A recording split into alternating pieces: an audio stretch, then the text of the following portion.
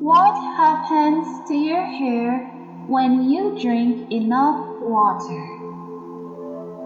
Drinking water helps hair health by preventing many hair problems. Drinking enough water keeps your hair hydrated.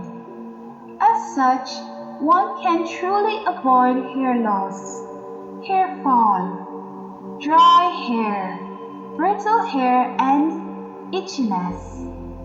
With mild dehydration, your hair may not look as lustrous or healthy as it normally does.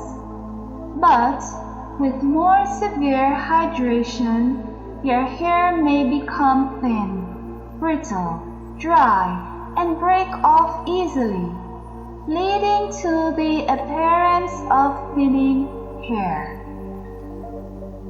Your scalp remains hydrated and becomes healthier by having the correct amount of water in your diet.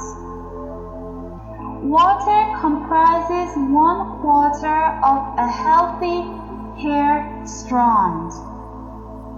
So with improper hydration, your hair loses both strength and volume. Severe dehydration may even accelerate hair loss.